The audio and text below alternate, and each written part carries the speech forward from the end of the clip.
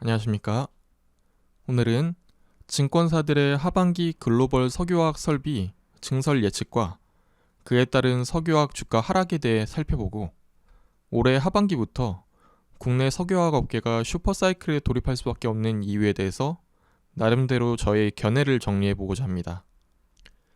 몇몇 증권사에서 올해 예정된 글로벌 에틸렌 증설과 수요 증가 예상치를 가지고 작년 대비 공급이 수요보다 많이 증가해서 가격이 하락할 것이라는 견해들을 밝히자, 이를 근거로 화학주의 주가가 조정을 받는 모습들을 보여주고 있습니다. 실제로 2021년 1분기 대비 5월 7일까지 석유화학 제품들의 마진이 1분기에 비해서 조정되는 모습을 보여주면서 주가의 조정에 어느 정도 근거를 마련해주기도 했고요. 대림의 여천 NCC의 경우에는 주목해볼 만합니다. 현재 1분기보다도 수익성이 상당히 향상되는 모습을 보여주고 있거든요. 대림의 2분기 실적은 더 좋을 수 있다는 이야기가 되고 있습니다. 사실 이러한 조정은 어느 정도 어쩔 수 없는 부분이 있습니다. 1분기 주변 시황이 워낙 좋게 돌아갔으니까요. 일본에서 지진으로 정유 공장이 멈추고 미국에서 역대급 한파로 석유화학 공장들이 가동을 멈췄기 때문입니다. 덕분에 1분기에 석유화학 기업들이 찍은 역대급 실적이 깜짝 실적이면서 일시적인 실적이 아닐까 하는 의구심이 시장에 어느 정도 존재하고 있고, 마침 1분기에 비해 이익 스프레드가 어느 정도 하락하니 공매도도 나오고 주가 하락도 나오고 있는 상황입니다. 이제 나름대로 상승의 근거를 찾아보겠습니다.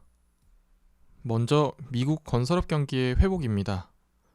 주택 관련 착공치가 역대 최고치를 갱신했고, 기존 주택 판매 관련 수치가 서브프라임 이전 최고 수치에 거의 근접하고 있습니다. 기존 주택의 리모델링에 관련된 수치도 역대 최고치를 갱신하고 있고, 그에 따라 굴삭기 판매량도 역대 최대치, 그리고 대형 트럭 관련 판매량도 사상 최대치입니다. 모든 방향이 일시적으로 전 세계 건설 시장의 회복을 보여주고 있습니다. 기사를 보시면 현재 PVC의 경우 영업이익이 60%까지 나오고 있다고 하는데, 말 그대로 공급도 재고도 현재 부족한 상황입니다. 동시에 언급되는 MMA도 한번 살펴볼 건데요. 먼저 PVC부터 확인해 보겠습니다. 국내에서는 LG화학과 하나솔루션이 공급하고 있습니다. 2분기부터 실적을 무조건 기대해 볼 수 있는 구조입니다. 실제로 원료가 생산에 투입되어서 제품으로 나가고 마진으로 잡히는 1개월 기준의 수익을 추정한 스프레드 표입니다. PVC 기준으로 역대급 수치를 보여주고 있습니다. 다음으로 아까 기사에 나왔던 MMA입니다. LG화학과 롯데케미칼이 수혜 대상이고요. 이 MMA가 무엇이냐면 바로 이겁니다. 인조 대리석의 재료인데요. 요즘 인테리어의 사실상 필수품이라 할 수 있습니다. 미국의 리모델링 수치를 확인해보면 시황이 좋을 수밖에 없겠죠. 롯데케미칼의 경우 콘크리트 관련 산화에틸렌 유도체의 공급 부족으로 인해 1년 만에 추가 증설에 들어갔습니다. 세계 1위 기업이 중국 기업인데 대부분의 물량을 국내에서 쓴다고 하니까 사실상 글로벌에서 영향력 1위라고 할 수 있겠네요. 플라스틱 쪽 체인도 한번 살펴보겠습니다. 플라스틱 관련 제품 제조를 대부분 맡고 있는 중국의 폴리프로필렌과 폴리에틸렌 재고가 타이트한 상황을 유지하고 있습니다. 처음에 1분기 미국에서 한파로 석유화학 공장 가동을 멈췄다고 말씀드렸는데, 미국 유럽 대비 국내 석유화학 스프레드 차이 벌어지신 거 보이시나요? 보통 저 정도로 가격 차이가 벌어지면 수출과 수입을 통해 스프레드 축소가 되는 게 보통인데, 현재 화물 대란으로 인해 스프레드 차이가 유지되고 있습니다. 중장기적으로는 맞춰지겠죠. 가전제품과 자동차 등에 들어가는 플라스틱인 ABS도 한번 살펴보겠습니다. 국내에서는 사실상 LG화학과 롯데케미칼의 과점 산업이라고 할 수 있겠는데요. 중국의 경우 ABS 제조 가동률이 100%를 찍었고, 마진도 이제까지의 마진 중 높은 편에 속하고 있습니다. 이때까지 하반기에 접어들수록 마진이 올랐던 경향이 어느 정도 있는데, ABS도 이런 걸 보면 하반기에 좋아질 수밖에 없다고 봐야겠습니다. 다음으로 EG, 에틸렌 글리콜입니다. 국내에서 이 분야는 사실상 롯데케미칼의 독점 분야입니다. 이 에틸렌 글리콜 자체로는 보통 부동액으로 많이 사용이 되는데, 이 에틸렌 글리콜의 가장 큰 수요는 바로 폴리에스터 섬유의 재료입니다. 오른쪽 그래프를 살펴보시면 알겠지만 미국 등 백신을 맞은 국가들에서 코로나가 끝나가고 특히 외출에 대한 수요가 급격히 늘면서 의류업체의 매출에 대한 전망이 급격히 상향되고 있습니다. 리바이스는 전년 대비 140% 상향된 매출액, 언더아머는 연으로 32%, 크록스도 61%, 특히 섬유 쪽 체인 가격이 미친듯이 올라가는 것도 한번 눈여겨볼 만합니다. 롯데케미칼의 에틸렌 글리콜 제조의 경쟁 상대는 중국의 석탄 기반 생산업체인데 3월 이후 중국 석탄 가격 보시면 알겠지만 사실상 생산을 포기해야 되는 상황까지 몰리고 있습니다. 미국이 며칠 전부터 백신 접종이 완료된 사람들 대상으로 마스크를 벗어도 된다고 했죠. 본격적으로 보복 소비, 특히 그 중에서도 의류 관련된 소비가 우선 늘어날 것이라고 예상하고 있습니다.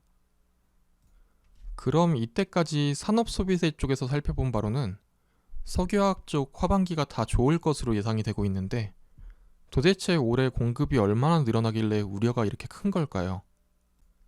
기존 스케줄대로의 에틸렌 증설량은 올해 초 1,500만 톤 정도였습니다.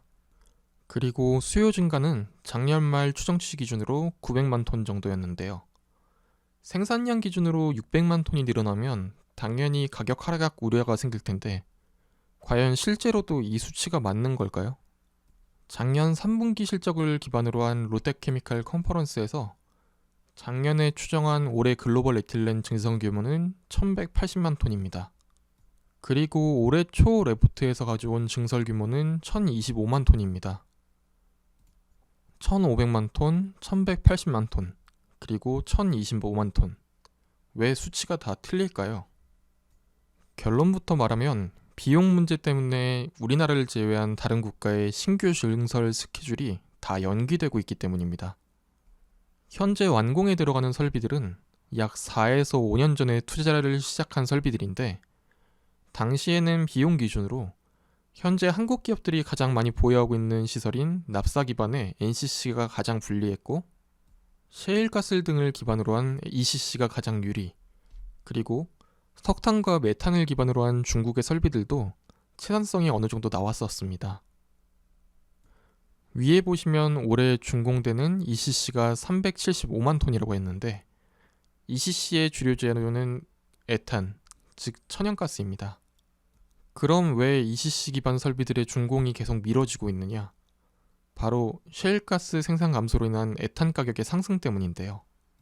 그럼 유가가 계속 상승하면 다시 셰일가스도 많이 나오지 않겠냐라는 질문이 나올 텐데 셰일가스 생산의 가장 큰 특성 중에 하나가 가스전을 한번 뚫으면 10년가량 가스가 쏟아져 나오던 기존의 방식과 달리 대부분의 생산량이 초기 1년에서 2년 사이에 몰아서 나온다는 것입니다. 코로나가 시작된 뒤에 유가가 워낙 하락했기 때문에 약 1년 동안은 거의 시출을 하지 않았고 1년 6개월이 지난 지금에는 셰일가스를 캐려면 새 유전을 뚫어야 하는데 문제는 2019년에 거의 900개까지 보유하고 있던 미국의 시추기 개수가 유가 폭락으로 일어난 업체 부도 그리고 생산 축소 등으로 인해 현재 200개 미만까지 감소했었다가 300개 수준까지밖에 되지 않기 때문입니다. 새로 생기는 가스전이 이전의 3분의 1 이하로 줄어드는 만큼 가스 생산량 회복을 당분간은 기대할 수 없는 상황이기 때문이죠. 한동안 이런 가스 가격 하락을 기대하기가 힘들기 때문에 ECC는 증설을 눈치 보면서 미루는 상황이고 중국은 어떨까요? 중국이 약 4년 전에 결정한 증설의 절반 가까이는 CTO, MTO 설비입니다. 즉 석탄과 메탄을 기반으로 한 설비인데요. 아까 보셨다시피 석탄 가격이 저 멀리 날아가면서 이 시설들 거의 현재 손익분기점 아래에서 돌리는 수준입니다. 현재 이런 상황에서 증설이 가능하더라도 할 수가 없겠죠. 증설을 완료하게 되면 사람도 뽑아야 되고 가장 중요한 건 회계상 설비 증설이 끝난 시점에서부터 감가상각에 바로 들어가야 되는데 현재 이 감가상각도 감당을 못하는 시점입니다. 그래서 에틸렌 설비들도 계속 준공이 미뤄지고 있고 프로필렌 쪽도 마찬가지로 연기한 프로젝트들이 넘쳐나고 있습니다. 다시 한번 정리해 보겠습니다.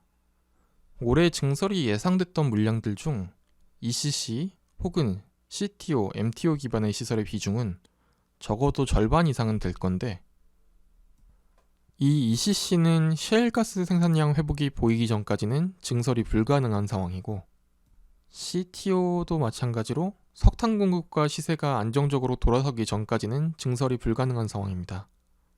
4년 전 불황기에 NCC 기반의 증설을 택한 국내 업체들이 수익을 따먹기에 가장 좋은 시황이 되어버린 겁니다.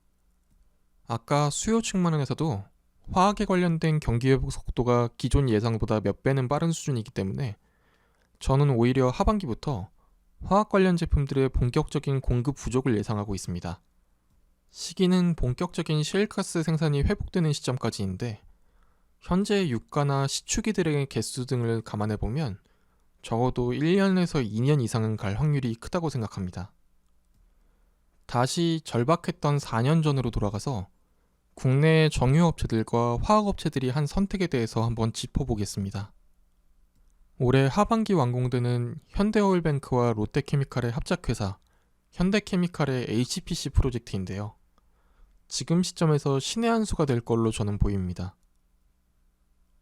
이때까지 세계의 다른 업체들이 하지 못한 도전인데 중진류 기반의 생산시설입니다. 이게 도대체 무엇을 의미하는지 한번 살펴보겠습니다. 정유업체가 원유를 사와서 증류 작업을 통해 분해를 하는데요. LPG부터 아스팔트까지 다양한 제품이 탄생하게 됩니다. 기체인 LPG를 제외하고 액체 기준으로 휘발유부터 가장 아래 벙커CU까지 위쪽에 위치한 제품이 비싸고 아래의 벙커CU가 가장 저렴한 제품입니다. 중진류 생산시설은 이 중에 가장 무겁고 저렴한 벙커CU를 통해 화학 제품을 생산하는 시설입니다. 기존 벙커CU에서 특수한 공정을 통해 황을 제거한 탈황 중진류를 이용하면 원가가 20% 가까이 저렴해진다는 건데요. 사실 현재 이 납사 대비 벙커CU의 가격이 점점 더 벌어지고 있습니다. 이 사진은 기존의 벙커CU를 연료로 운영하는 선박의 사진입니다. 매연이 엄청나죠. 선박 연료에 황이 많으면 많을수록 저 검은 매연이 늘어납니다. 선박 연료는 저렴한 것이 우선이기 때문에 기존에 가장 저렴한 벙커CU를 사용했는데 2020년부터 환경오염 때문에 국제기구에서 선박 연료의 황함량 기준을 0.5%로 줄이면서 사실상 일반 벙커CU 이용이 불가능해졌습니다. 덕분에 선박 연료들이 다음으로 저렴한 가스 추진선으로 바뀌고 있죠. 국내 해운업계들이 상당한 수혜를 보고 있습니다. 결국 환경 때문에 벙커CU 규제가 계속 강해지니까 가격은 계속 하락 중이고요. 최근에는 정유 기술이 좋은 우리나라 업체들이 세계 각국에서 남아도는 벙커CU를 긁어와서 다시 한번 정제하고 있는데, 이제는 아예 이걸로 화학 제품까지 만들겠다는 야심찬 계획이라 할 수 있습니다. 환경오염 감축에 도움이 되는 공정이라 향후 소비세 감면 같은 혜택도 충분히 기대해 볼 수 있는 상황입니다. 작년 말 기준에 영업이익 5천억을 예상하는 설비라면 올해 기준으로는 1조 원은 거뜬할 것으로 예상합니다. 설비 생산 능력을 보시면 알겠지만 현재 수급 부족에 돌입한 물량들로만 포트폴리오가 구성되어 있습니다. 주식시장 자체가 항상 낙관과 비관 사이에서 움직이게 되는데, 이렇게 시장이 비관에 빠져 있을 때 한 번 더 냉철하게 산업의 전망에 대해서 바라봐야 할 것 같습니다. 이번 주도 모두 성공 투자하시기 바라겠습니다. 감사합니다.